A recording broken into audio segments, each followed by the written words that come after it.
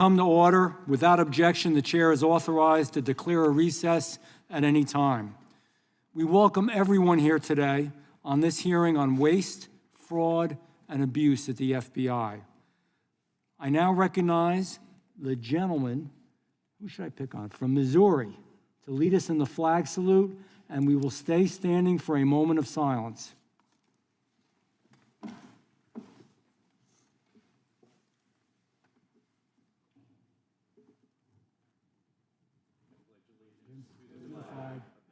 States of America, and to the republic for which it stands, one nation, under God, indivisible, with liberty and justice for all. We'll stay standing for a moment.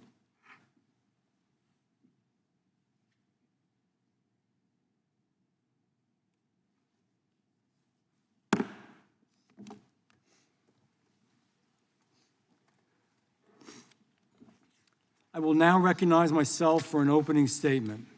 First of all, I want to welcome everyone to the second hearing of the Subcommittee on Oversight. Today, we are continuing the important work we began in our first hearing, exposing the weaponization and politicizing of federal law enforcement agency against the American public. This time, we'll be focusing squarely on the Federal Bureau of Investigation under the Biden administration, a bureau bloated by bureaucracy, a bureau that burned through billions, not millions, but billions of dollars in taxpayers' dollars to chase political enemies, a bureau that silenced dissent and trampled on our constitutional rights. All while real threats to our safety were ignored. This wasn't just a leadership failure, it was a betrayal of the American people and of the American trust. This hearing is more than oversight. This is about restoring trust. This is about standing up for every American who believes that government should protect them, not target them. Let me be clear. The FBI should be a shield for the American people. Instead, under the Biden-Harris administration, it became a sword to use against them. Let's start with parents who spoke up for their kids, parents who voiced concerns about radical school agendas. What did they get in return? A surveillance file, a federal investigation for just trying to be a good parent. That's not law enforcement. In my book, and in most Americans' books, that's intimidation. Let's talk about people of faith. The Biden FBI branded certain Catholic Americans as, quote, radical traditionalists and potential domestic terrorists. They even discussed infiltrating churches by having parishioners spy on their own people, by their own fellow parishioners. And it wasn't just Catholic churches. In 2021, the FBI raided a Hindu temple in the state of New Jersey. Using overwhelming force, agents stormed sacred grounds. And listen to this. They held guns to the faces of the holy men. They disrupted religious life, all based on loose, untrue allegations, which are now, thankfully, unraveling in court. Our sacred places, our churches, our synagogues, our temples, our mosques, they should be sanctuaries, not scenes of government surveillance. Let's talk about free speech. The FBI knew Hunter Biden's laptop was real. They knew it. They colluded with big tech to frame it as Russian disinformation. They tried to bury the story from the American people. That wasn't law enforcement. That was raw political election interference. And all of this, the worst part of all, it wasn't free. It came with a price tag. In fiscal year 2024, and listen to this, the FBI spent over $6 billion, not million, billion dollars on intelligence, counterintelligence, and counterterrorism, all on American soil, more than half of its entire budget. But instead of using those billions to fight violent crime or keep our communities safe, the money was funneled into politically driven investigations and abuses of power. The waste did not stop there. $220,000 paid to Igor Danchenko, a key source behind the discredited Steele dossier, plus another $300,000 to that planned before the FBI can finally close him as a source. Up to $1 million offered to Christopher Steele to try and corroborate, which he couldn't do, his own baseless claims. $200 million more secured for a new FBI headquarters, a reward in Greenbelt, Maryland, despite widespread public distrust and concern and strong opposition from the Judiciary Committee. And that is only scratching the surface. The FBI couldn't give us enough real numbers, and we're going to continue to pursue that and just find out how much this really cost us. For 4 long years under the Biden administration, Americans had to suffer through this. Groceries got more expensive, rent kept rising, families struggled to make ends meet, some working 2 or even 3 jobs just to stay afloat. And while they were scraping by, Americans working hard, trying to survive, the federal government was using their hard-earned tax dollars not to help them, not to protect them, not to make things better, but to surveil them and fund political hit jobs. People, and I'll use the vernacular, they're pissed off. They're tired. They're tired of it, and they have every right to be. They want the FBI focused on real threats, the southern border, cyber attacks, violent crimes in our neighborhoods and our cities, foreign adversaries that are hacking our elections. Not on chasing down somebody you don't agree with, not on chasing down a political opponent. All of this pointed to a clear conclusion. The Biden FBI picks and chooses its priorities based on politics, not on public safety. And ladies and gentlemen, that is wrong. And if it weren't enough, whistleblowers tell us about a corrupt bonus structure, just to make it even worse. Bonuses for opening more cases, bonuses for inflating the numbers, bonuses for manipulating timesheets. Imagine being rewarded not for catching criminals, but for cooking the books. You couldn't make it up, but it's true. This is not a conspiracy theory. It's not a Republican talking point. It's not a political talking point. This isn't speculation. This is documented, well-documented abuse, verified by brave whistleblowers and confirmed by this Judiciary Committee. Some may say, and good question, well, what are you doing about it? I'm going to tell you. We're working to fundamentally reform the FBI from the ground up. We are drafting legislation to rein in abuse, cut waste, and refocus the Bureau on real threats to public safety. We're investigating every single dollar spent and every abuse of power uncovered. We are demanding accountability from those responsible and pressing for transparency at every single level. And yes, we are exposing the truth. Because as they say, the truth shall set you free.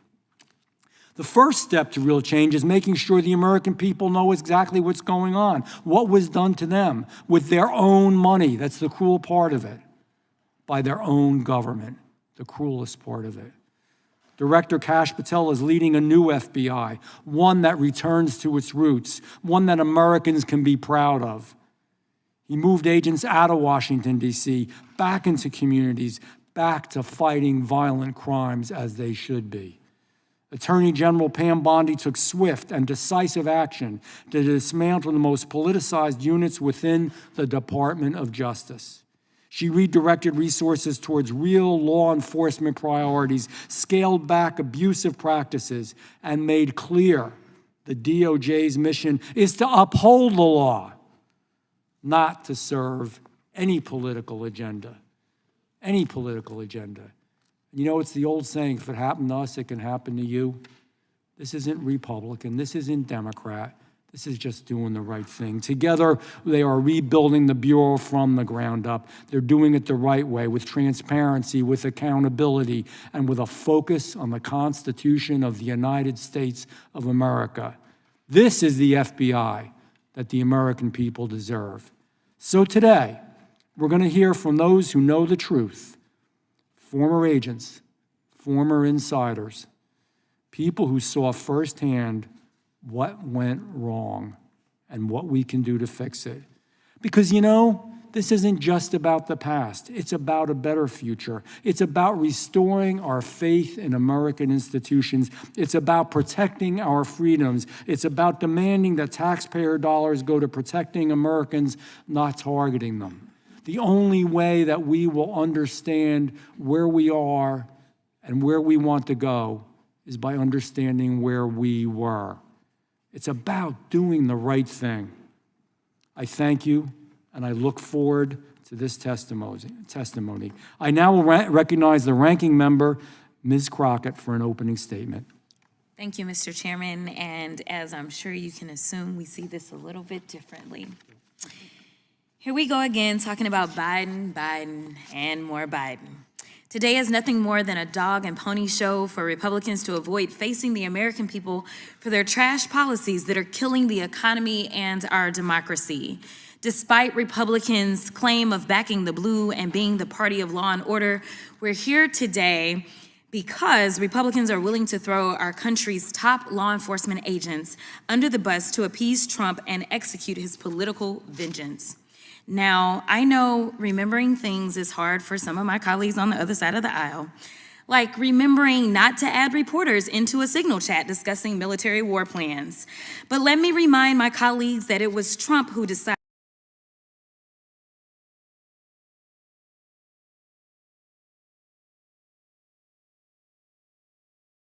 what Republicans would have done had, say, James Comey had been living in New York part-time as the FBI director, and if his New York home was owned by, say, George Soros. Speaker Johnson would have forced a floor vote on articles of impeachment within days of this news coming out. But nevertheless, my Republican colleagues are willing to sacrifice safety for stupidity as long as it's loyal. Another fact, Patel and Trump-backed FBI leadership have redirected FBI agents who were working on investigations involving violent crimes against children and child exploitation and transferred them to work on anti-Tesla attacks and redacting Jeffrey Epstein files. Talk about FBI waste and abuse. You simply can't make this stuff up. To be clear, Director Wray testified before Congress last year, noting that, quote, if each one of the FBI's cyber agents and intelligence analysts focus exclusively on the China threat, China's hackers would still outnumber FBI cyber personnel by at least 50-1. Yet rather than hire more agents to protect against these cybersecurity threats, Director Patel is reassigning agents to redact Epstein files. Someone please tell me how this makes America safe. It's almost as ridiculous and wasteful as Patel's idea to contract the Bureau with UFC fighters. And while I have very real concerns about the current state of the FBI today, I want to be very clear. My concerns aren't with career agents, the men and women dedicating their lives to protect our country and communities. It's with the irresponsible leadership and reckless decisions coming from Patel, Trump, and DOJ staff within the FBI. Our Bureau needs resources to do its job effectively. What it doesn't need is 20-something-year-old DOJ bags reviewing materials without having undergone proper vetting and clearance. The American people have a right to be worried, but these worries shouldn't be based on Republican baseless conspiracy theories. Our country is already on a dangerous path, pushing closer to causing irreparable harm. Republican members need to wake up and put Trump loyalties aside to engage in real oversight of the current FBI before it's too late. Congress deserves it. The brave men and women at the Bureau deserve it, and the American people deserve it. I want to add one more point.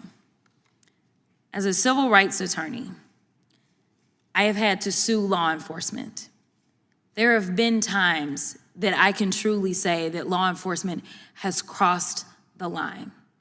And I truly believe that there can be one or two in a bunch that can ruin every one. The problem that I have right now, though, is that we have decided to focus in on something that my Republican colleagues have decided to term as being political. What is political is when somebody says that they are going to come back and seek retribution. What is political is firing people because they simply were following the evidence and doing their jobs as law enforcement has been trained to do. And ultimately, regardless of whether or not anyone believes that it was right to indict the president, not once, not twice, not three, but 4 times he was indicted, ultimately, each of you knows enough to know that at the end of the day, it is citizens that sit on a grand jury that are the ones that decide whether or not evidence exists to go forward with an indictment.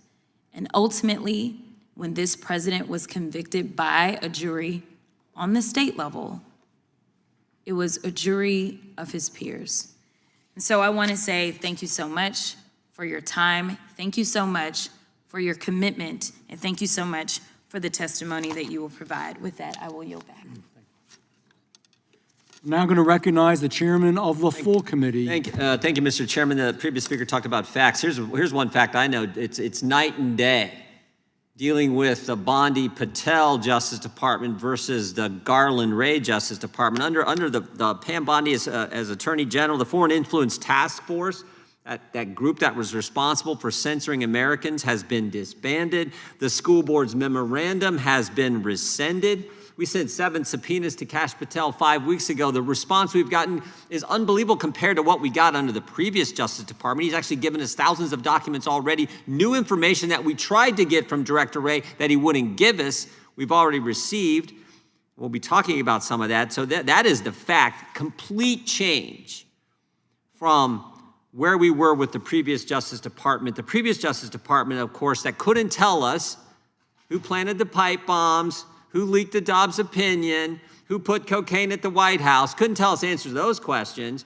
But they had plenty of time to put together the memo to say we're going to investigate moms and dads at a school board meeting, as the chairman pointed out.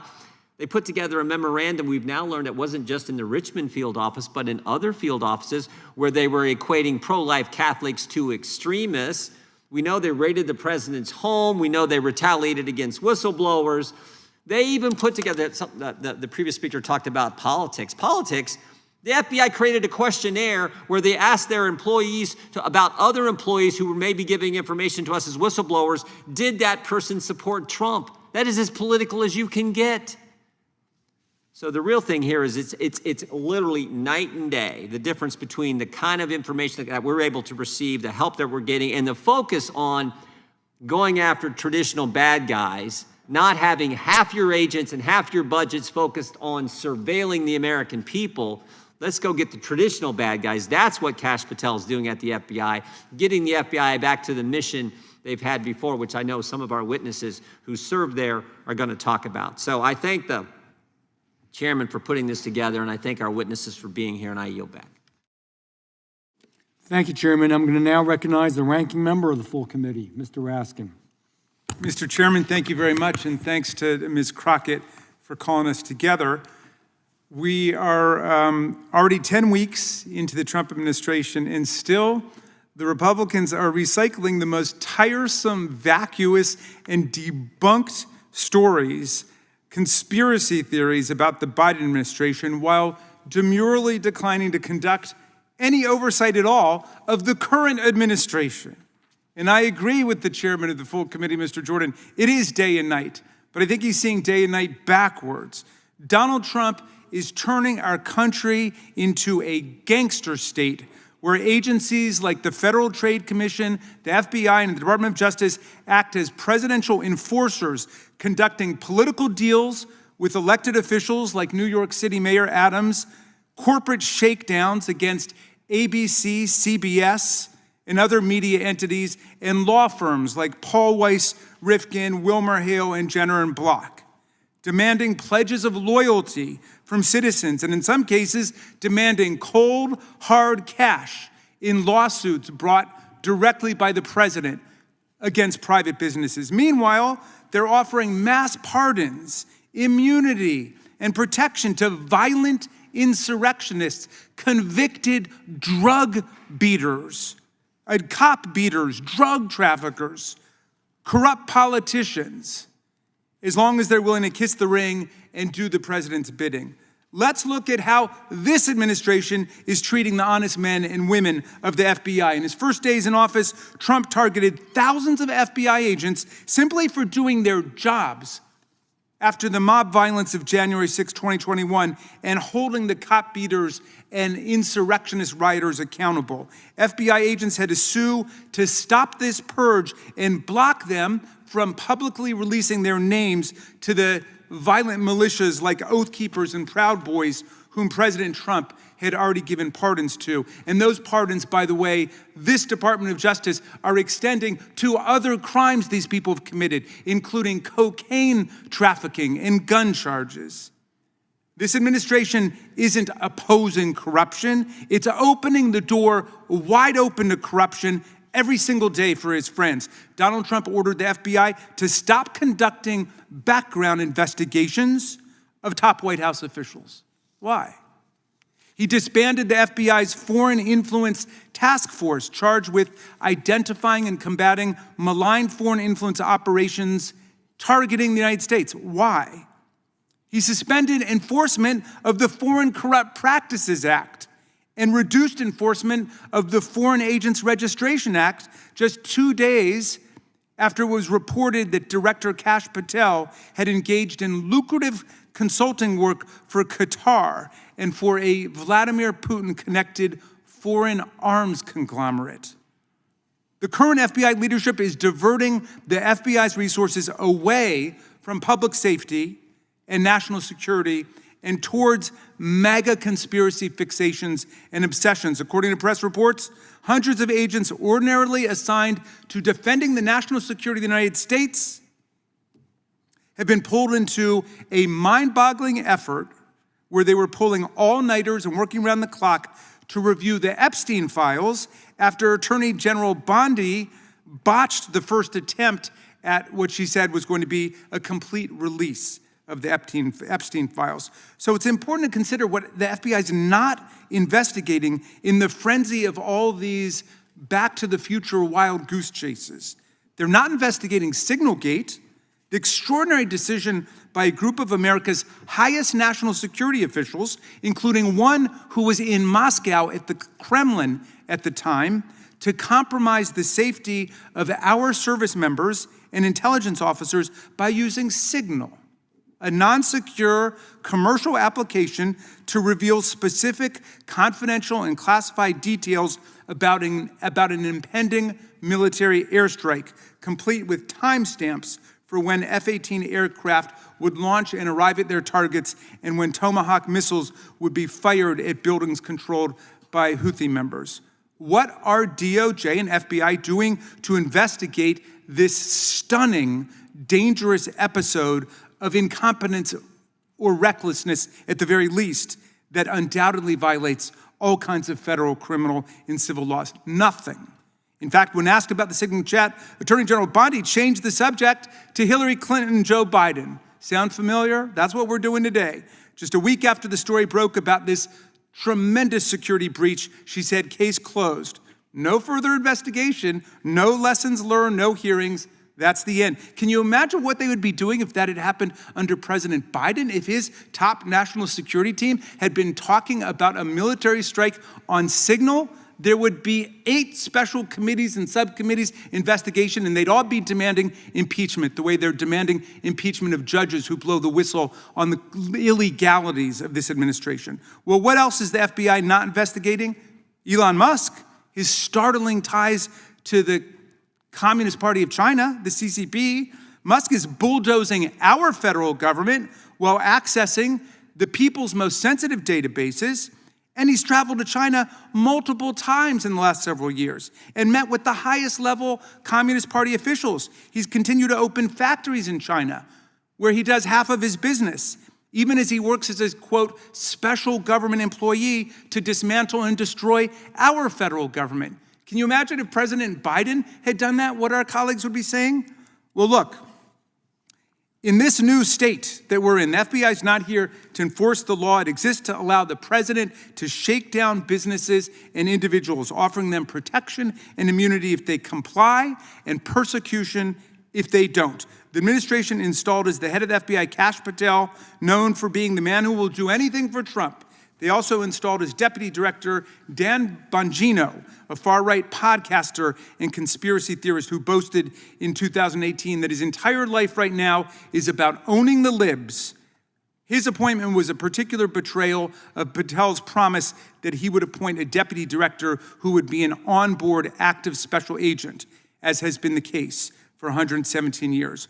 Already stories of intimidation and pressure in this DOJ and this FBI are trickling out. 7 veteran prosecutors were forced to resign rather than take part in a corrupt bargain to dismiss charges that were brought by a grand jury in New York against the mayor of New York, Eric Adams. The U.S. Attorney for the Southern District, Daniel Sassoon, who clerked on the Supreme Court for Justice Scalia and was active in the Federalist Society, resigned, saying nothing had changed in the facts of the case, nothing had changed in the law of the case, nothing had changed in the evidence. It was simply this political deal that Donald Trump had cooked up with the mayor of New York, who traveled down to Mar-a-Lago. The longtime criminal chief in the D.C. U.S. Attorney's Office was forced to resign rather than open the current bogus investigation into Biden-era clean energy projects. So what we see at the Trump FBI and DOJ is part of a broad pattern. They're targeting lawyers who took up causes or clients that Donald Trump doesn't like, and they've issued illegal executive orders intended as threats against them. The president and his friends are threatening federal judges that ruled against them to halt their blatantly illegal executive actions, calling for impeachment of the judges. And there have been threats against their families made online.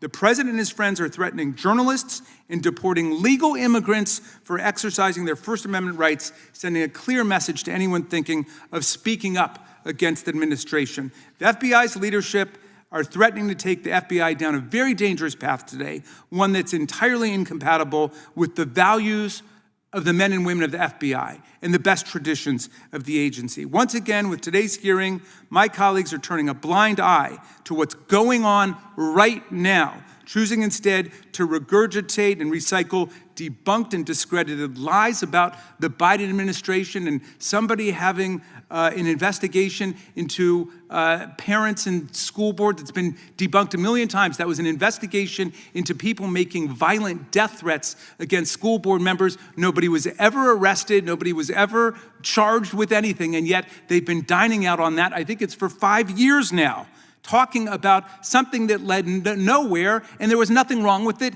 in the first place. So the men and women of the FBI deserve to know that Congress is watching, and we've got your back. We're not going to stand idly by while this administration tries to turn the FBI into an arm of a pay-to-play gangster state. Thank you, Mr. Chairman. I yield back. Thank you. Real quick, the gentleman said that these aren't facts, they're debunked theories. They are facts, and we have it on video. We have the Attorney General apologizing for what happened and what they did. We have the director of the FBI finally having to apologize for what they did. We have Mark Zuckerberg apologizing for what was done, and that's only scratching the surface. I can't go into all of it. I will now, without objection, all the other opening statements will be included in the record, and I'm going to talk about the smart people that we have here to testify. Mr. Stuart Whitson. Mr. Whitson is the Senior Director of the Federal Affairs at the Foundation for Government Accountability.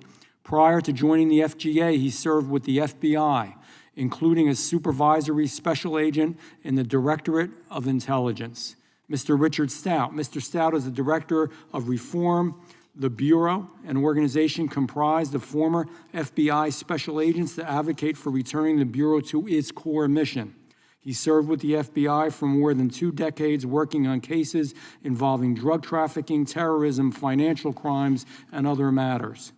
Ms. Nicole Parker. Ms. Parker is a former FBI special agent, having spent more than 10 years with the Bureau. She specialized in cases involving securities fraud, before being transferred to a team focused on violent crime, where she focused on cases involving murder for hire, murder in general, sexual assault, and human trafficking.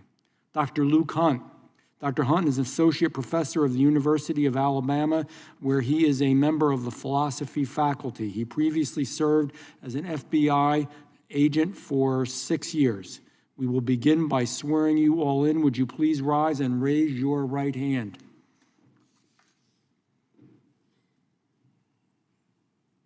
Do you swear or affirm under the penalty of perjury that the testimony you are about to give is true and correct to the best of your knowledge, information, and belief? So help you God. Let the record reflect that the witnesses have answered in the affirmative. Please be seated. Please know that your written testimony will be entered into the record in its entirety. Accordingly, we ask that you summarize your testimony in 5 minutes. Mr. Whitson, you may begin. Chairman Van Drew, Ranking Member Crockett, Chairman Jordan, Ranking Member Raskin, and members of the subcommittee, thank you for the opportunity to testify today. Elections have consequences. And in just 4 years, the Biden administration managed to politicize and weaponize the FBI in ways never seen. Whether targeting then-candidate Trump, parents at school board meetings, or Catholics doing nothing more than practicing their faith, the Biden administration hijacked the FBI to promote the left's political objectives. But it gets worse. While the full investigative resources of the FBI focused on the January 6 protesters and other perceived political enemies, the Biden administration manufactured the worst border crisis in our nation's history, allowing criminals, terrorists, and drugs to flood into our country at unimaginable levels.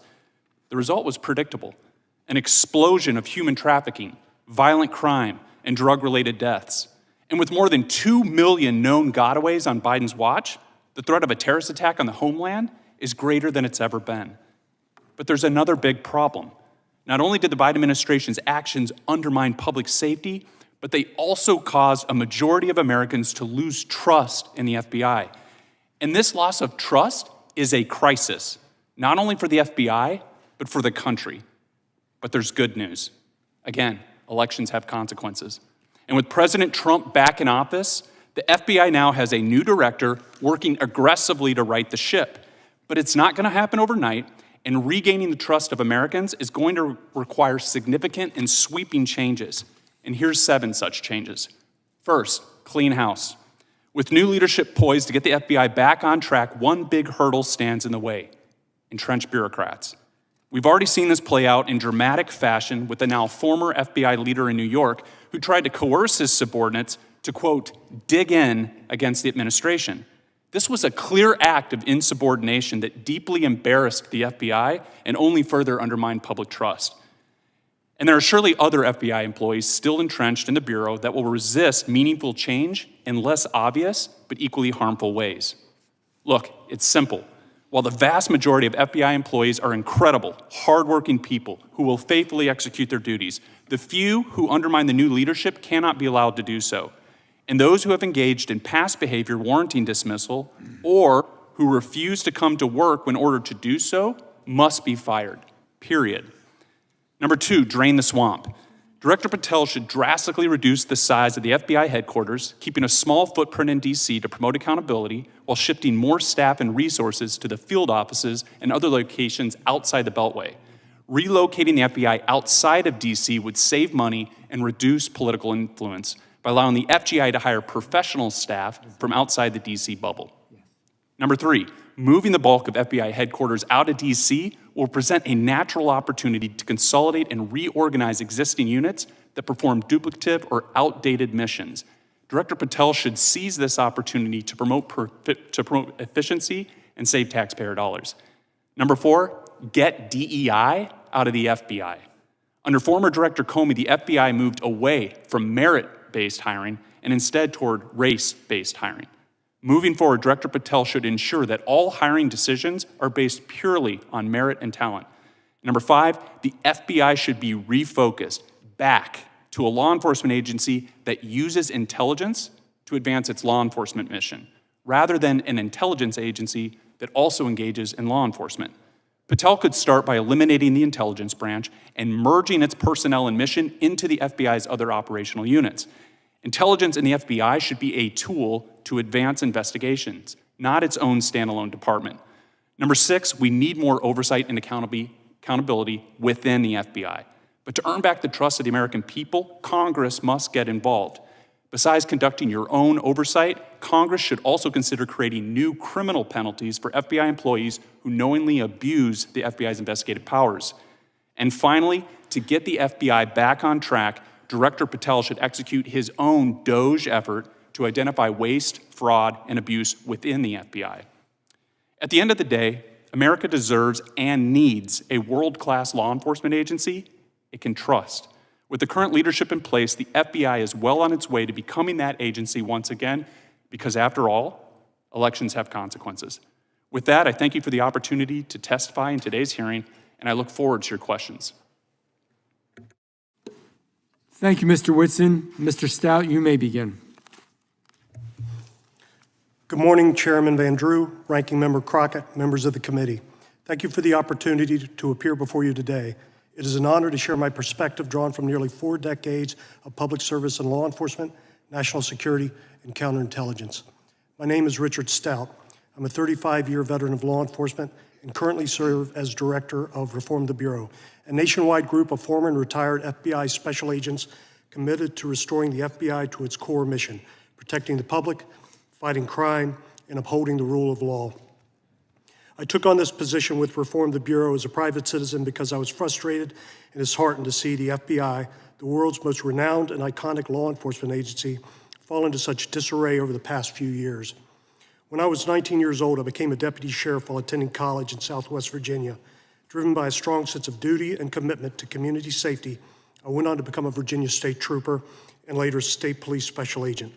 These are early roles grounded me in the foundational principles of public trust, discipline, and ethical responsibility. In 1997, I joined the FBI as a special agent and was assigned to the Miami field office. There, I was assigned to a Colombian drug trafficking squad where I initiated multi-jurisdictional complex investigations and was responsible for overseeing federal wiretap operations known as Title III's targeting significant DTOs. Following 9/11, I became part of a specialized team tasked with tracking the hijackers' movements before their attack. Our work proved critical in tracing connections and providing timely intelligence to our federal and military partners supporting the broader counterterrorism effort in the aftermath of the attacks. Throughout my tenure with the FBI, I served as a case agent in several high-impact criminal investigations. Notably, I led the public corruption investigation into the Scott Rothstein Ponzi scheme, then the 3rd largest of its kind in U.S. history. In 2005, I was deployed to Haiti as part of a team of FBI SWAT and hostage negotiators to assist in the rescue of a kidnapped 9-year-old American girl. She had been abducted from her home and was found in a remote mountainside shack being held for ransom. This operation demonstrated the Bureau's global reach and our unwavering commitment to safeguarding American lives abroad. Between 2017 and 2018, I responded to 2 active shooter events. The first was the attack at Fort Lauderdale International Airport, where I assisted Special Agent Nicole Parker in gathering evidence. The second was far more personal. My daughter was a student at Marjorie Stoneman Douglas High School in Parkland, Florida, and was inside one of the classrooms hardest hit during the shooting. The memory of that tragedy has deeply influenced my perspective on public safety, the importance of preparedness, and the deep concern I carry over the FBI's failure to act on 2 prior reports regarding the shooter's intent. In 2018, I was part of a small team that apprehended Cesar Sayoc, who targeted high-profile Democrats and media figures with mail bombs. Internationally, I represented the FBI in coordinating with foreign partners on reintegrating deportees formerly radicalized by extremist groups. I've lectured at the International Law Enforcement Academies in Hungary and Botswana, and proudly graduated from the FBI National Academy Session 272. Since retiring, I've continued to serve the public through Reform the Bureau.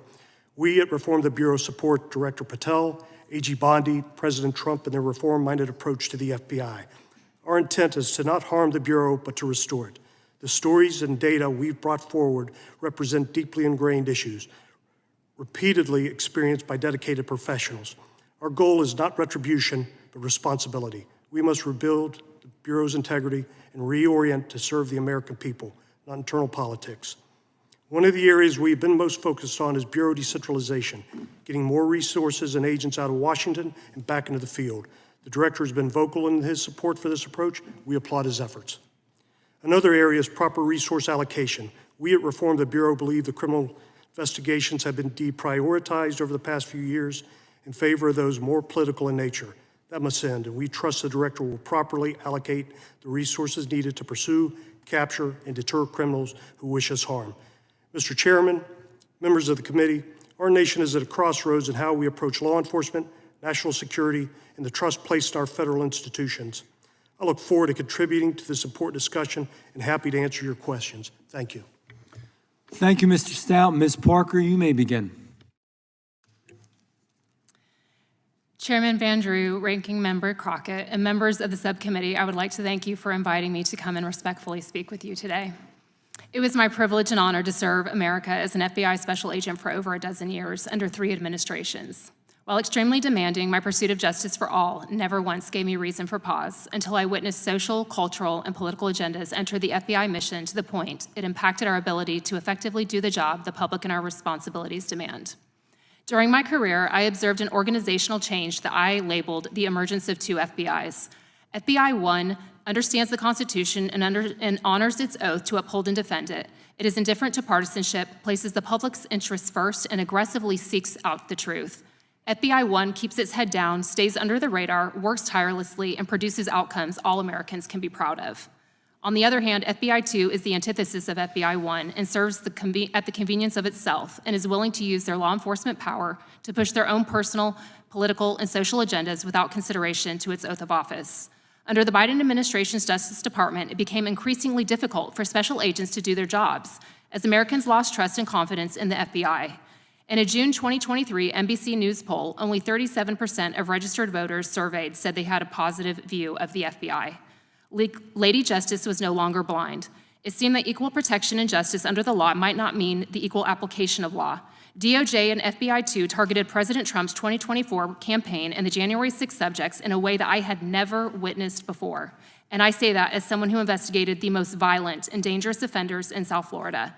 They treated Trump in particular as if he were at the top of the FBI's most wanted list. Love him or hate him, it is entirely irrelevant. FBI 2 abused its discretion and authority in both cases, while other judicial remedies remained reasonably available and dismissed legitimate concerns raised by FBI 1. Yet the FBI seemed to turn a blind eye to crimes committed by those on the opposite end of the political spectrum. On February 2nd of 2021, FBI Miami Special Agent Laura Schwarzenberger and Daniel Alphen were shot and killed in the line of duty while executing a search warrant on a child predator. It is disturbing to me that during the same time frame, we regularly heard of FBI SWAT resources liberally being dispatched for the arrest of first-time, nonviolent January 6 offenders. The widespread use of SWAT appeared to be for political intimidation. Yet in contrast, there was no SWAT presence when FBI agents Schwarzenberger and Alphen were murdered. Child predators are known to be the most dangerous and violent offenders. If SWAT had been there that morning, they would still be alive. And to add to the pain of their deaths, the FBI did not even pick up the tab for their memorial services. A private donor was asked by the FBI if they'd be willing to pay for them, since the FBI did not have the funds to do so. Yet the FBI was spending exorbitant amounts of money on non-mission-based projects, such as moving to electrical vehicles, January 6 investigations, and diversity initiatives. The FBI became laser-focused on its Office of Diversity and Inclusion Programs. There were 19 different diversity committees, clubs, and groups. Focusing on anything other than the FBI's mission is a dangerous distraction. I've never once consoled a grieving family that requested I ensure the most diverse agent brings justice to their loved one. The Bureau must hire and promote solely based on meritocracy, and the FBI should focus on what unites us, not what divides us. It is one mission to protect all Americans and uphold the Constitution.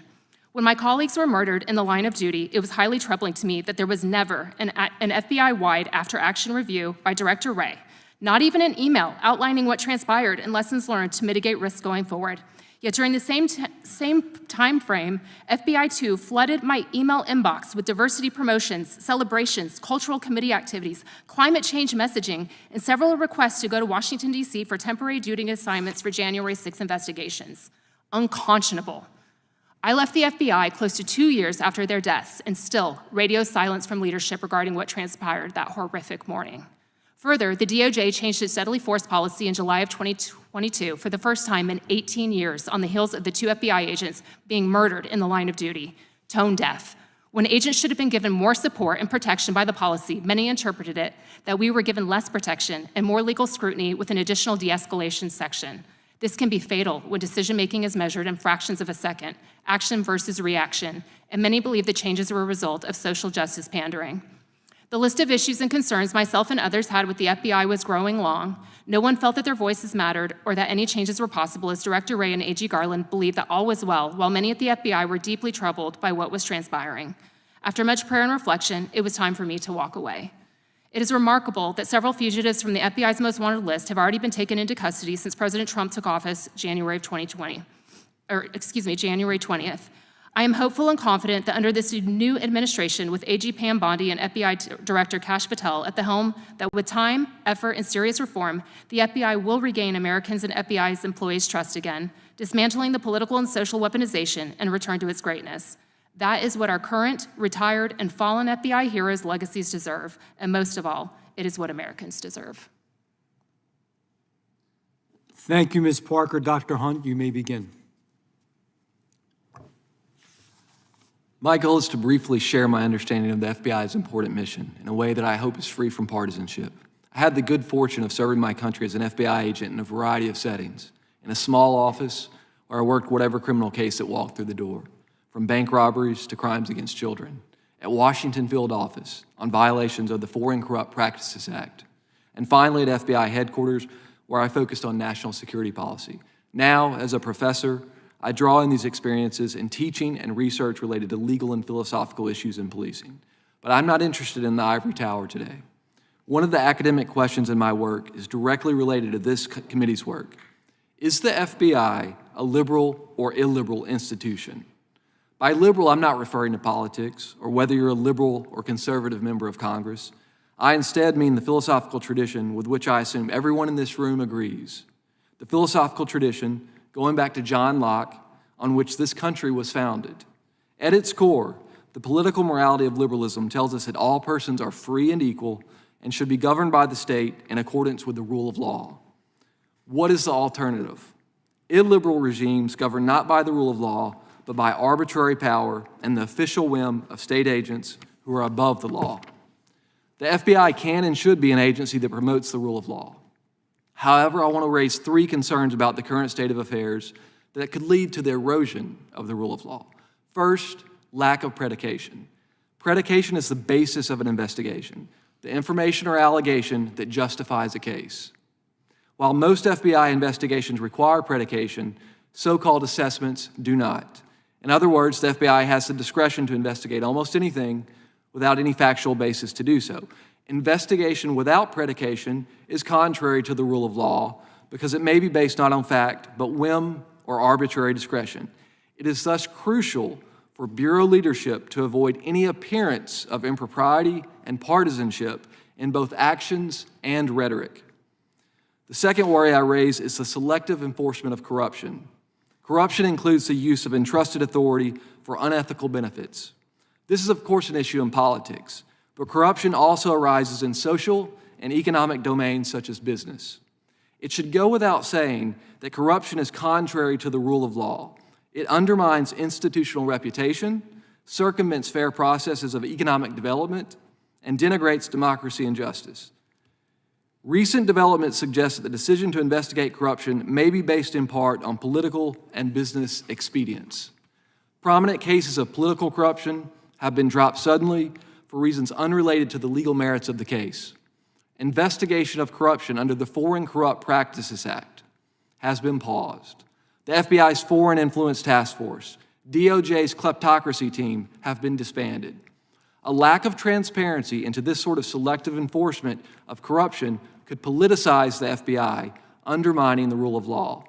Predication suggests a righteous investigation, regardless of whether the target is a regular citizen or a powerful politician or corporation.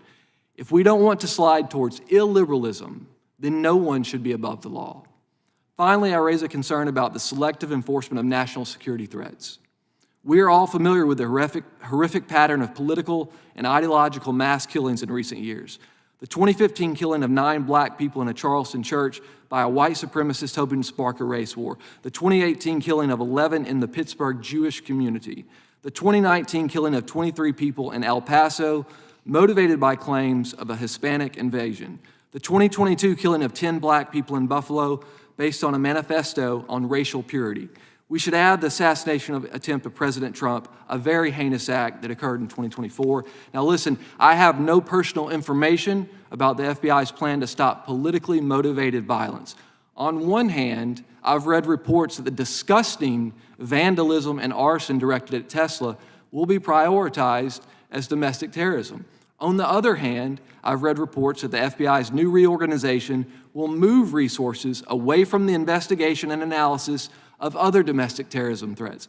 My only point is that we should not prioritize domestic terrorism investigation based on whether they're motivated by the left or the right. Investigations should be based on predication and follow the evidence, wherever it leads. That is the rule of law. Thank you very much. Thank you, Dr. Hunt. Thank you all for being here. We appreciate your time, which is a precious resource in itself. I'm now going to recognize the gentleman from Alabama for 5 minutes.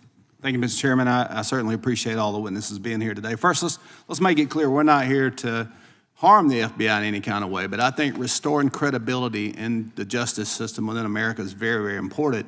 One of the top issues when I was touring the district in 21 was, and that was shortly after the Biden administration, was the weaponization of government agencies against certain political opponents. Certainly President Trump, certainly some of the January 6th defendants, and we've heard from Ms. Parker that there was a mobilization to go and locate those people and arrest them when those resources could have been used elsewhere. So I guess we want to get to the general point of this hearing is how do we restore credibility in these agencies? I mean, we saw the Durham report where, in fact, Barack Obama, Joe Biden, Loretta Lynch, the Attorney General at the time, and James Comey were sitting in the Oval Office when Clapper, the CIA director, walked in and said, hey, by the way, this Russian collusion narrative, we know that's being driven by the DNC and Hillary Clinton, and yet within a few hours, the FBI started the FISA situation and spying on General Flynn. And those kind of stories, as the reports come out after the fact, that we know now that Russian collusion was made up, and the time and resources spent on the Mueller report,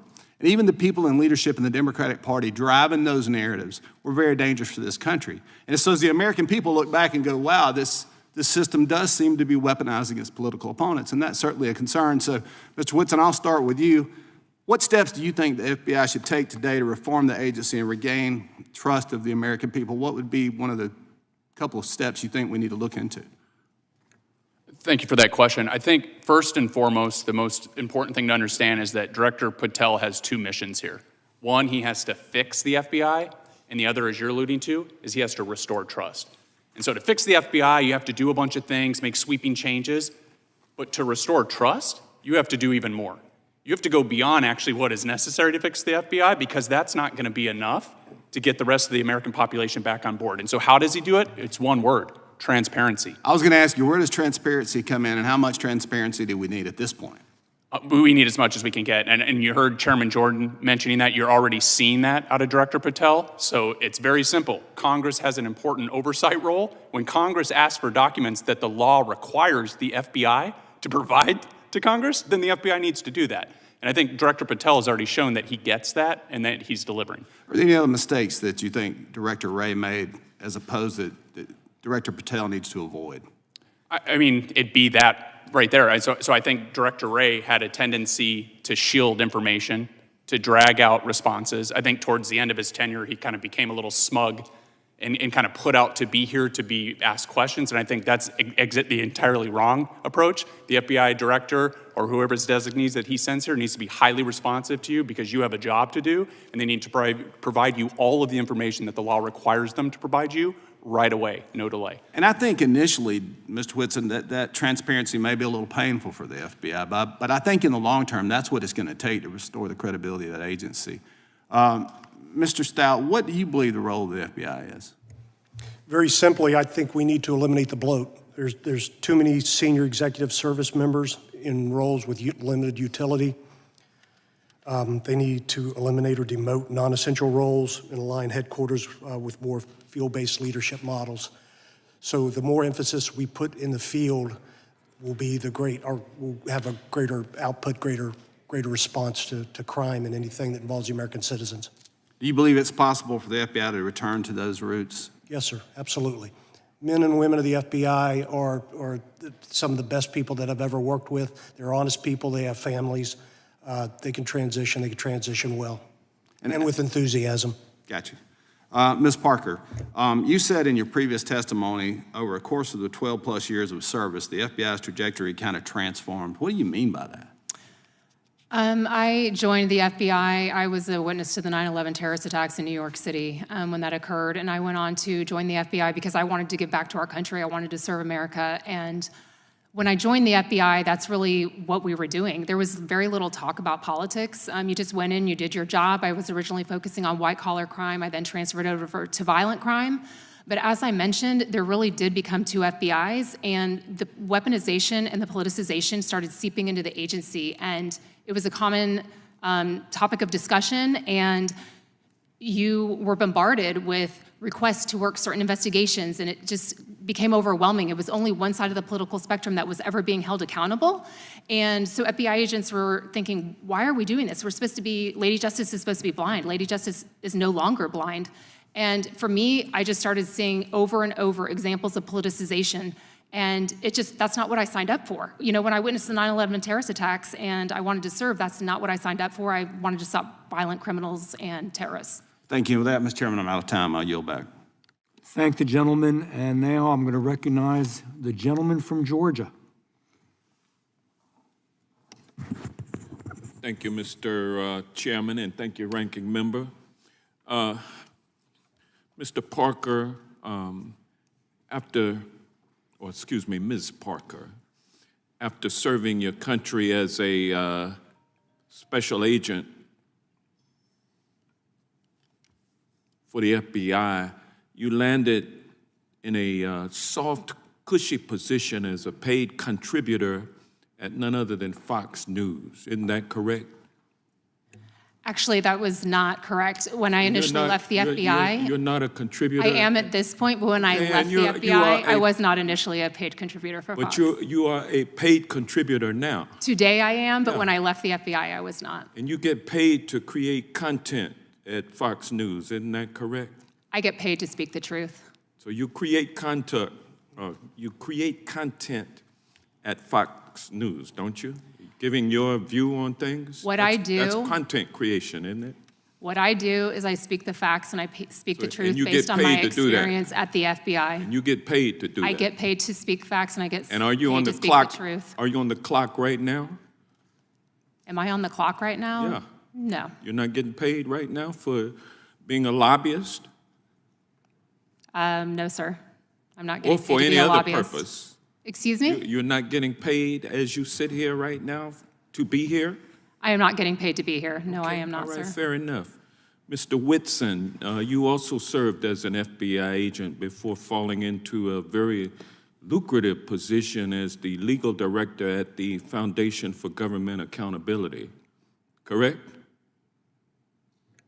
That was my former position, yes. And well, what is your current position now? So I currently serve as the Senior Director of Federal Affairs. And it's a pretty lucrative upgrade from where you first started. The position I'm in now? Yeah, is- you're making more money now than you were when you first started, right? Yes. And would it surprise you to know that your funding between 2013 and 2022, 6 conservative foundations tied to billionaire donors sunk $44 million into your organization, correct? I don't know the precise numbers. You don't know that? It wouldn't surprise you, though. But that wouldn't surprise me at all. And your largest known source of funding between 2013 and 2022 was a foundation controlled by Illinois billionaire Dick Uihlein, who invested over $18 million into your operation. And another source of your funding was the 85 Fund, which gave you $2 million between 2013 and 2022. It is among the network that is controlled by Leonard Leo, who received over $1 billion in contributions from a from a single billionaire to fund his continued takeover of our court system. And so you get paid to promote an agenda which includes rolling back child labor laws and stripping child workplace protections. Isn't that correct? No, that's not correct. And your organization has also worked to stop Medicaid expansion and to slash food stamps, correct?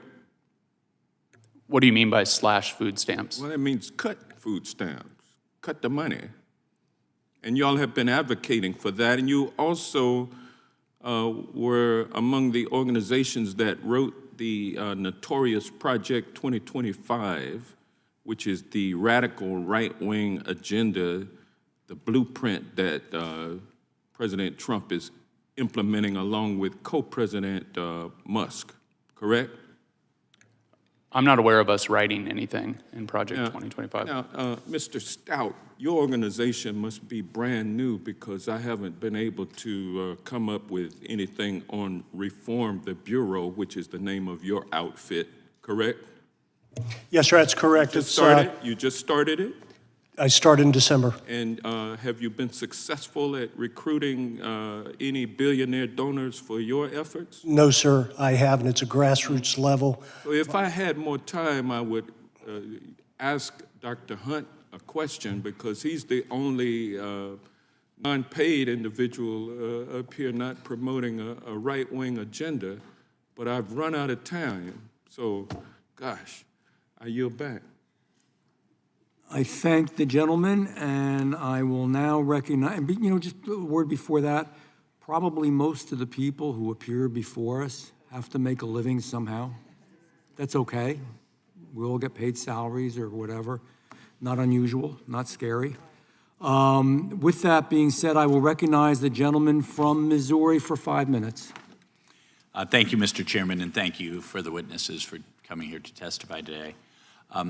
Ms. Parker, thank you for your testimony. In your testimony, you relate the misuse by the FBI of SWAT resources, and you give the example of a nonviolent first-time January 6th offenders, one SWAT team spending overnight in a hotel 4.5 hours away to arrest grandparents in their late 70s. Sound like some dangerous hombres to me. On September 23rd, 2022, we're all familiar with the case of a pro-life activist and homeschool father of 7, Mark Houck's. No criminal record. He was arrested in a SWAT raid, guns drawn in front of his family. Then there's 73-year-old pro-life activist Chester Gallagher, who was arrested for nonviolent violation of the FACE Act. And then there was pro-life activist Paul Vaughn, arrested in an early morning raid by the FBI, guns drawn in front of his 7 children. Sound like some really dangerous offenders to me.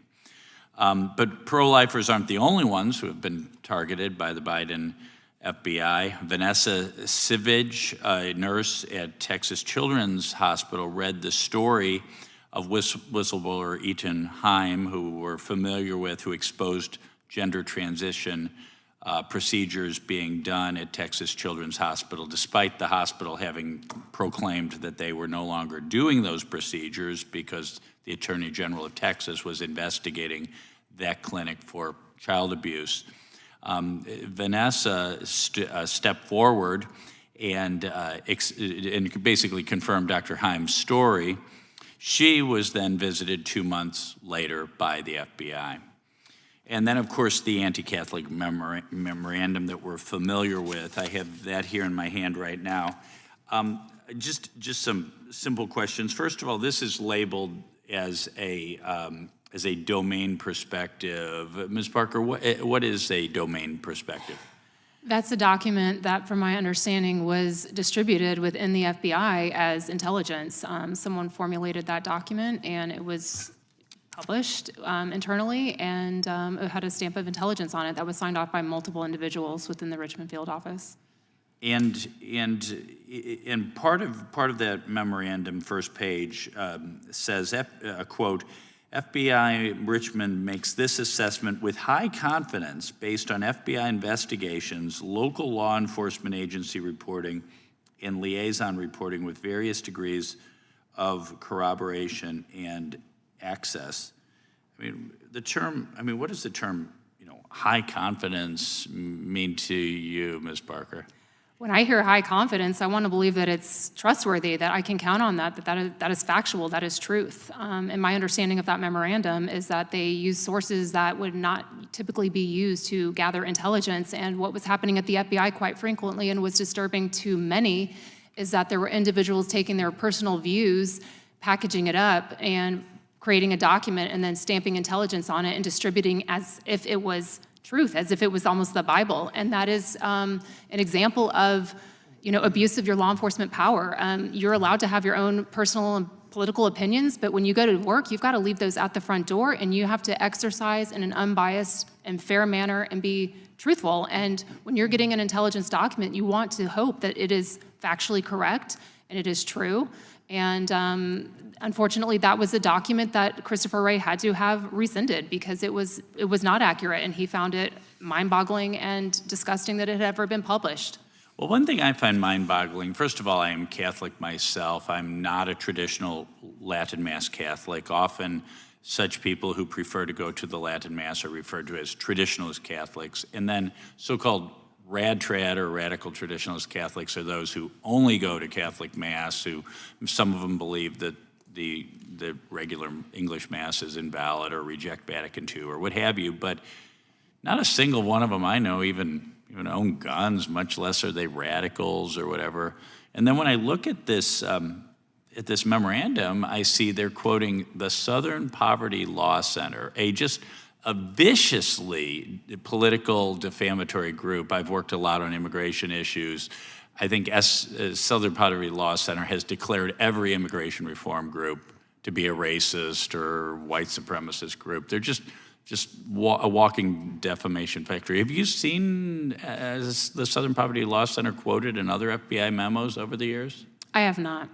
Okay. I have not. But again, that was entirely inappropriate and never should have happened. And the FBI had to walk that back. But again, that is an example of weaponization. That is social weaponization at the FBI. It's entirely inappropriate, and it never should have happened. The FBI not going after bad guys, but going after enemies of the political regime.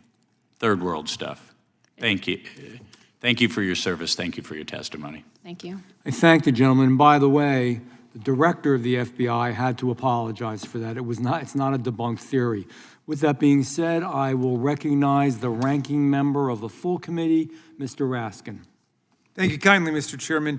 One of our colleagues referred to the weaponization of the DOJ and specifically focused on the January 6th defendants.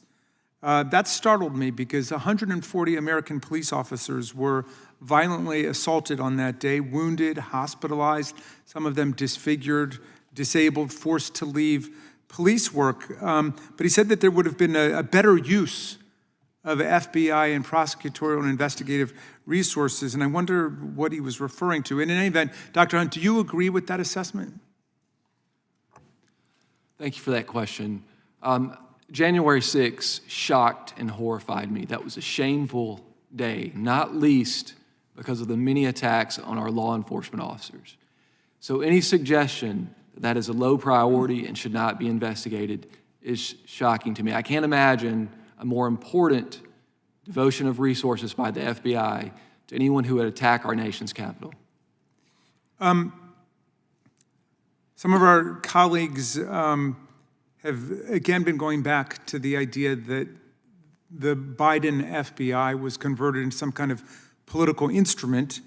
When I look at the prosecutions that come out of it, I'm thinking about the one of Senator Bob Menendez from New Jersey, who's a Democrat, of Henry Cuellar, who's a Democrat, lots of other Democrats. Other than Donald Trump, I really can't think of any others on the Republican side, and I'm just getting the feeling that they think Donald Trump really should be above and beyond the law, and that's what this whole weaponization thing is about, other than setting the conditions to turn it into an instrument of revenge and retribution, as Donald Trump has promised. Do you think the FBI was acting as an instrument of partisanship in the last administration?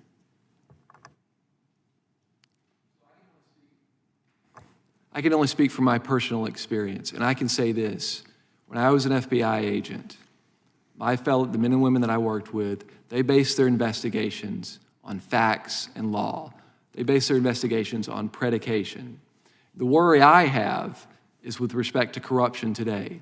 When there's selective enforcement, and just as a regular American citizen, I'm not an insider now, when I see a high-level politician and charges are dropped, and there's no reason, I, as an American citizen, don't understand why that's the case. You're referring to Mayor Adams. That's correct. But there was a reason, which was he agreed to play on Donald Trump's political team, and the very Republican, conservative U.S. Attorney for the Southern District said nothing had changed in terms of the facts of the case, nothing had changed in terms of the law, nothing changed in terms of the evidence.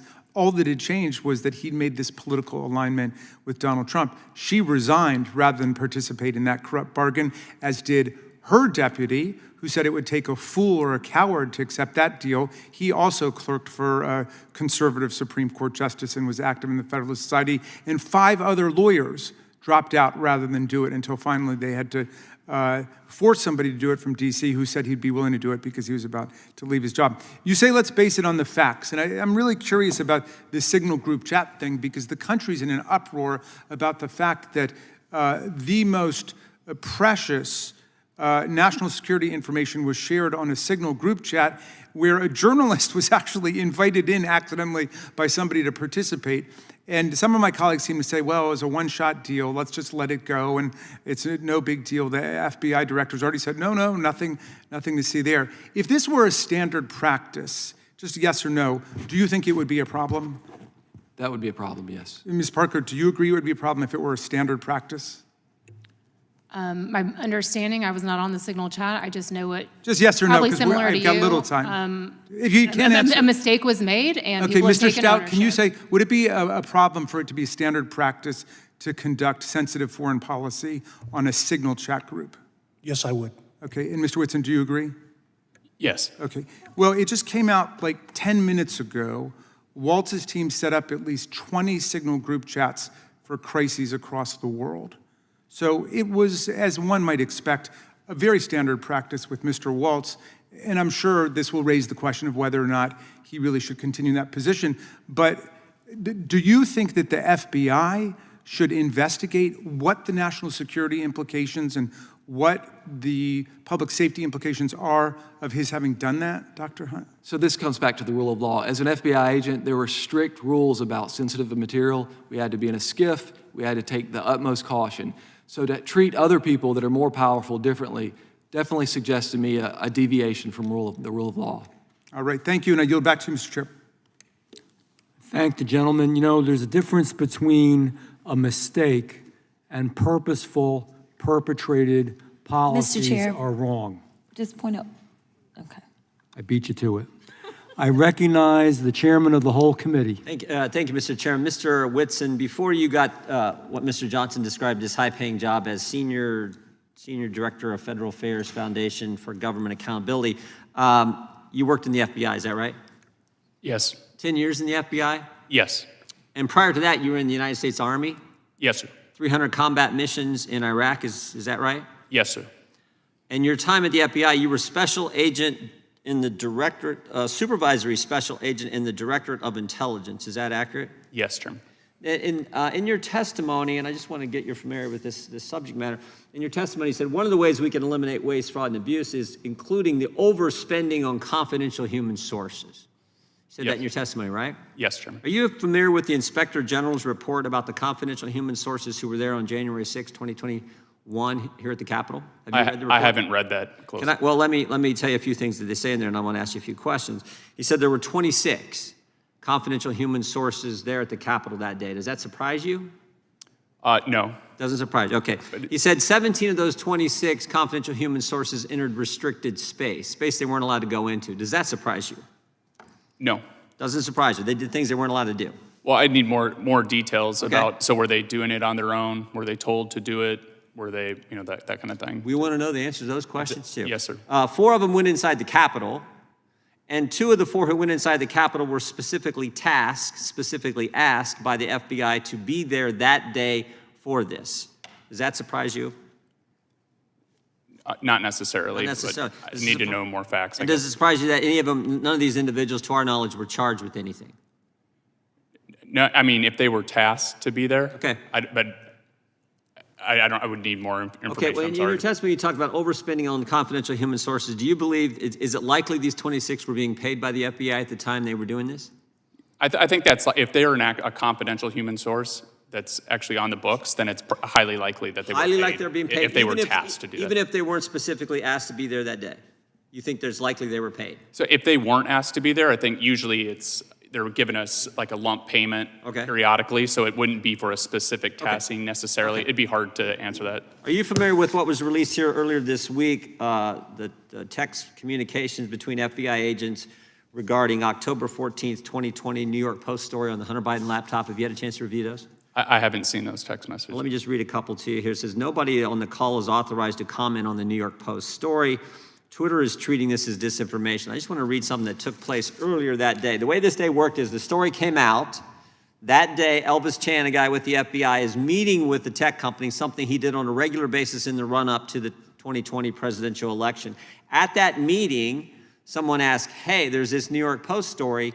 Is the laptop real? And we know this took place because we deposed Mr. Brady Olson, and he gave us this information. And he said, when that question was asked, the response was, yes, the laptop is real. Then we get these text messages, which we didn't have before, we just got them this week, these text messages which relate what happens after that. So the FBI has confirmed to Twitter at a FITF meeting on October 14th that the laptop is real. And then we have these text messages back and forth where they says no one is authorized to comment further. Twitter is treating this as disinformation. You find that troubling that the FBI knew something was real, confirmed it at a meeting, then changed their story and went to no comment, no further comment, and allowed the tech companies to run with the idea that this story was disinformation? Yeah, I do think that's problematic, and I do think the relationships that they tried to build with members of the FBI with these other organizations were problematic. Yeah, and the ranking member said, oh, the Republicans want to say the FBI was political, and what really wasn't the case. If this is not political, I do not know what is, because this was the whole basis for the 51 former intel officials doing their letter. And the FBI knew. Now we have written evidence they knew, coupled with the deposition we took before where they admitted this. And then later in the day when they're meeting with other tech companies, they go with no comment. And they even admit here Twitter is running with the disinformation story. Even before the 51 intel officials come out with their letter, which is baloney, they're running with that. And the FBI was part of fostering and promoting that story. It's unacceptable. Totally unacceptable. And it shows how one bad apple, and there were probably others, but you can see how much of a problem that is. And that one bad apple behaves that way, the entire Bureau's reputation is impacted. Yeah. Trust is lost across the country. And so that's why it's so important to find folks like that, going back to the entrenched bureaucrats. You have to find them and remove them because that's all it takes is one bad apple. I think that was point one in your testimony, which is exactly what Ms. Bondi and Mr. Patel are doing, is getting rid of those individuals who foster this kind of political environment where you're going after your political foes, where you're telling things, saying things, allowing things to be believed that aren't accurate when you knew the truth all along. That's right. True. I yield back. Thank the chairman. I now recognize the ranking member of the subcommittee, Jasmine Crockett. Thank you so much, Mr. Chairman. And I first just want to begin with a news alert. Guess what? Joe Biden is not the president anymore. So maybe we can move on. Maybe we can move into the present, because it seems like we are living in the past. And listen, these are not the good old days, you know, like you used to sit around and your grandparents would talk to you about what used to happen. What we need to be talking about is how we are going to legislate, because I think that some of my colleagues have confused what our jobs are. And I get that we're sitting in Judiciary. And so it may seem as if we are here to be litigators, but we are here to be legislators, which means that we are supposed to be writing laws, not trying to have our own trials and determine whether or not something is true or not, or whatever the case is, or who should be sued, who shouldn't be sued. All I know is that a great American hero, a good senator out of New Jersey, said something to the effect yesterday as he was shattering the record for holding the floor, a record that had been held by another racist in this country. As he shouted that, he said something about the fact that this should not be about left versus right. It should be about right versus wrong. And I am going to tell you that I want us to focus on right versus wrong. The reason that we are struggling right now in this country as it relates to people not trusting agencies, honestly, a lot of it is because of elected leaders. Let me tell you, one of the things that the chairman and I actually agree upon, we don't agree on a lot, is that we both know that there has been a sharp incline as it relates to threats upon our lives. Regardless of what side of the aisle you sit on, we both know and agree that as sitting members of Congress, we both are enduring more death threats than anybody should in this country.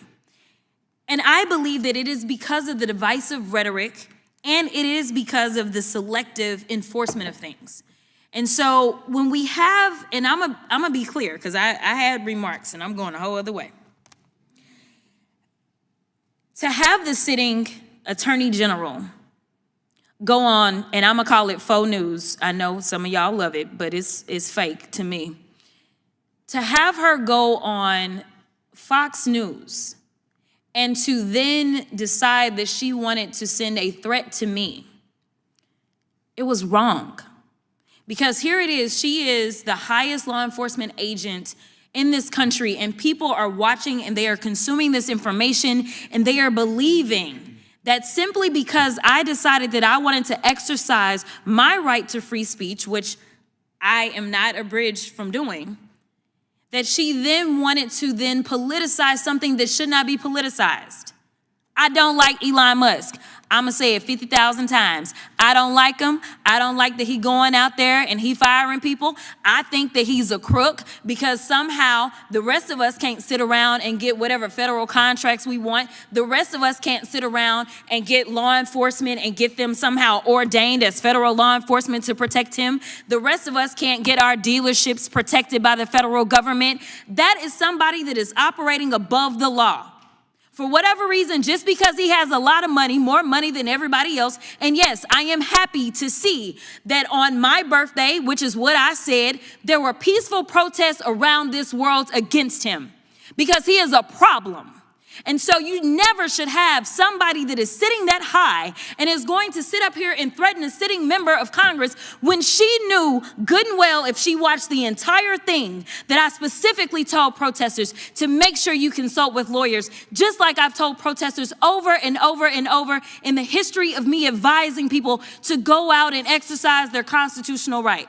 The fact that there are other sitting members that have received letters of threat from this new DOJ tells me that they are about retribution and they are not about following the law.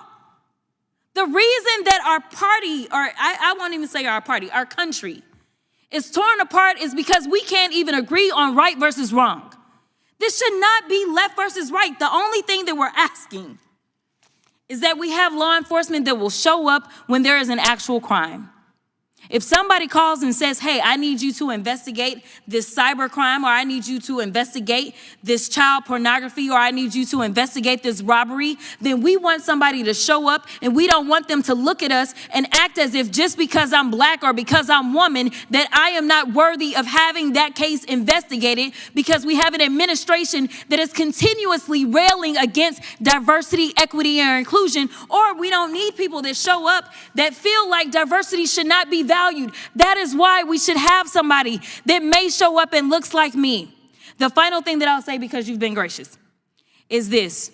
When I first became a public defender, I had no criminal defense experience. And I walked in and I told my boss, Charlie, I said, listen, you should hire me. He said, why? I said, because I'm black. Charlie looked at me like I was crazy.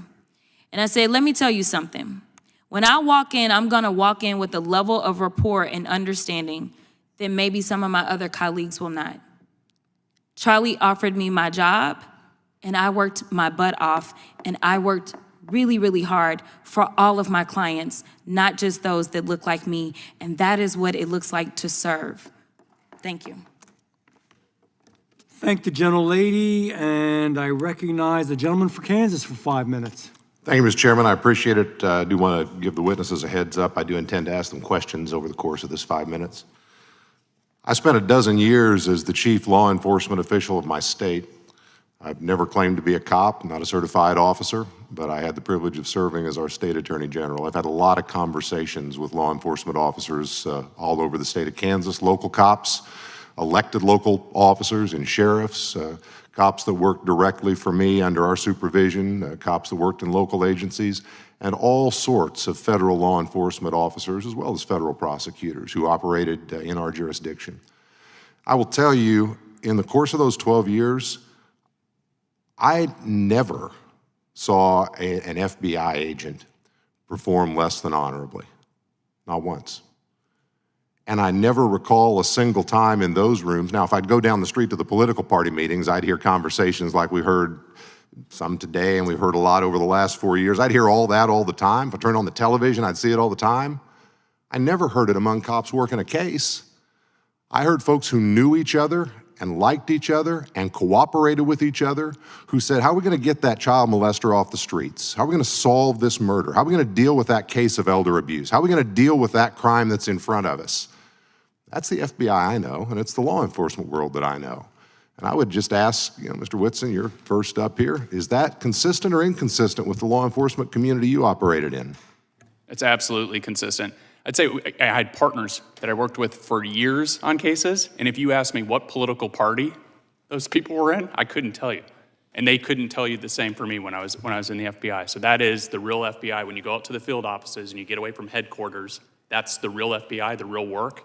That's what they're like. And Mr. Stout, you were a local or state officer or both before being federal. How about you? Is what I just described consistent or inconsistent with your experience? Yes, sir, it is consistent, and I would tack on to that something earlier that Ms. Crockett said that I'm interested in about galvanizing this country.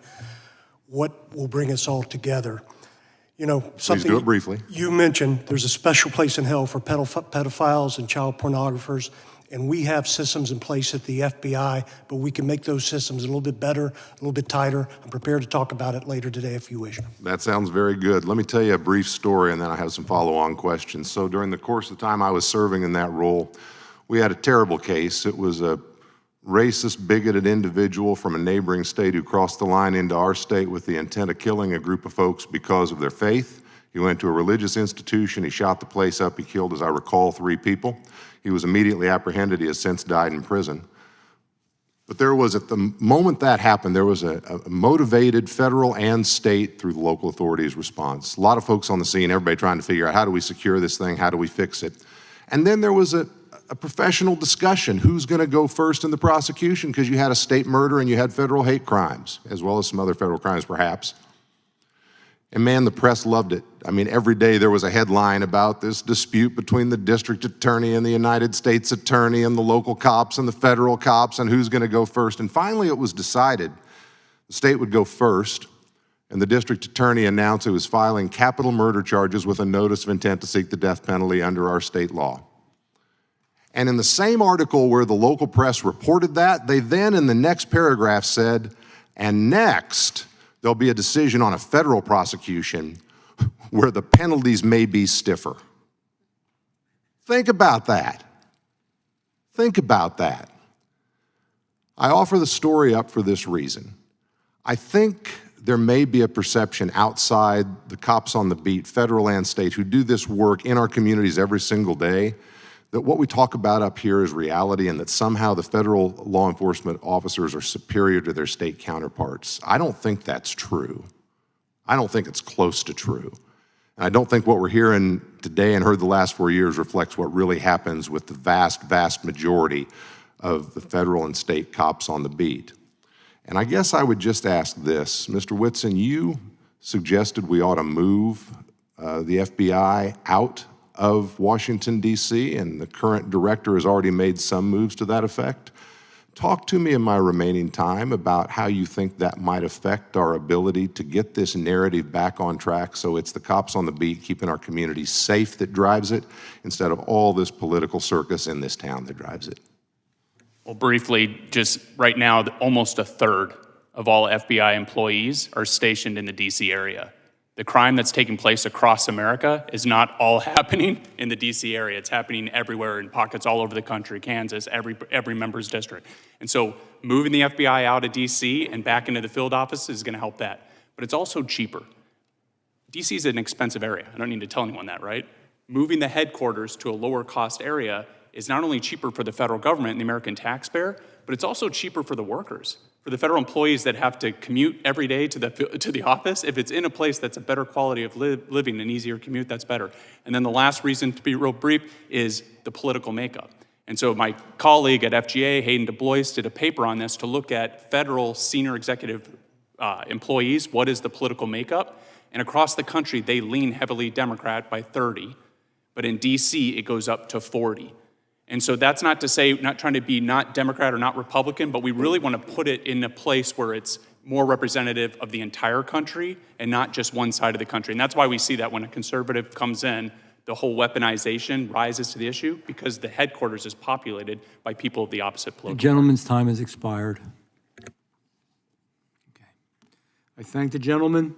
I now recognize the gentleman for Texas for 5 minutes. Thank you, Mr. Chairman, and thank you for having this incredibly important hearing where we can better understand the systematic abuses of the Biden administration for the past 4 years. Our colleagues on the other side want to encourage us to move on from a federal government that was weaponized against the American people that they are supposed to represent and protect. Move on after our FBI was targeting parents who were concerned that their children were being indoctrinated into radical transgender ideologies in their public schools. Move on after the left weaponized the federal government to create a mass censorship industrial complex violating our First Amendment rights. We're supposed to move on after they targeted Catholic Americans, traditional Americans, and labeled them violent extremists. We're told that there's a problem that we can't agree on what's right and wrong, and I agree, that is a huge problem. It's a problem that the other side of the aisle can't recognize that censorship is wrong. It's a problem that the other side of the aisle can't recognize that it's wrong for the FBI to target parents concerned about what they're learning in their schools. It's a problem that the other side of the aisle can't recognize that it's a problem whenever our federal government goes after Christian Americans. That's a serious problem, and that's something we should be able to agree on, but unfortunately, we can't. We saw unprecedented levels of weaponization under the Biden administration against the same American people that it was supposed to be looking out for. Christopher Wray created an internal memo that slandered traditional Catholics as anti-Semites and white supremacists. It suggested that the FBI monitor traditional Catholics and even set the stage for FBI informants entering places of worship. At the same time, remember, this was happening while Joe Biden was, of course, facilitating the mass immigration of illegal criminals into our country. Not keeping us safe in that instance, that's for sure. Thankfully, and I think the American people are very thankful that we finally have a president and a head of the FBI and head of the DOJ who actually represent us and want to protect us. I want to thank all of the witnesses for being here. We really appreciate your testimony and your time here. Mr. Whitson, I'd like to start with you. The FBI utilized a so-called hate map from the SPLC, the Southern Poverty Law Center, as it was going after traditional Catholics and labeling them domestic extremists. Do you think that that's an appropriate source? Absolutely not. Do you know some of the other groups that the SPLC labels as hate groups or extremist groups? No, I don't, off the top of my head. I can name a few. They also name the Alliance Defending Freedom, the Family Research Council, and Moms for Liberty as hate groups as well. Do you find it concerning that they were using the SPLC as a source? Yeah, I find it deeply concerning. Do you think that Catholics who celebrate the traditional Latin Mass are a threat to the American people? I don't, because I'm one that does that on occasion. Can you recall, before Joe Biden was in office, any time whenever the FBI specifically targeted a group of Americans solely because of their religious faith? No. Do you think there's any evidence to suggest that harassing Catholic Americans keeps Americans safe? Not at all. Got it. Do you think that that we've seen a move away from this sort of flagrant weaponization since President Trump has entered office? Absolutely. And what do you think that this committee can do to help ensure that we don't see a return of that sort of weaponization? Well, I think number one, it's accountability, right? That's not going to surprise you. I'm from the Foundation for Government Accountability. And so it's not enough to identify a problem and then just move on. You've got to hold people accountable. And it's going back to the earlier point. If you want to re-earn the trust of Americans in the FBI, they have to see people held accountable. But then at the same time, you need to refocus and look at what are the problems we have right now, and that's the wide open border, that's the violent crime. And so you need to press the FBI to make sure they're pushing resources where they should. Thank you. Thank you, Mr. Chairman. Thank the gentleman. I'll yield 5 minutes to myself. I'm going to ask you all a question. What would you do if you were sitting where we sit? What legislation, in other words, every administration can come and go. The goal here to someday be sure that at the Attorney General's office, the FBI, that we do not have to worry about this anymore, the Department of Justice. Is there any legislation, I'll start with Mr. Whitson, but I'll go all the way down to Dr. Hunt, any legislation you would suggest specifically to help, or just to help in general, if you, again, were a legislator, if you were a member of Congress? Thank you for that question. I think to start, I would codify the president's authority to fire insubordinate or unproductive employees. And so it's the Schedule F. I would extend that to all executive branch employees. I don't think it would have the kind of effect that some on the left have claimed. I think it would just give whoever the executive is, whether that's a Democrat or Republican, the ability to remove people that are, again, unproductive or insubordinate. At the end of the day, federal workers shouldn't have more protection than private sector workers.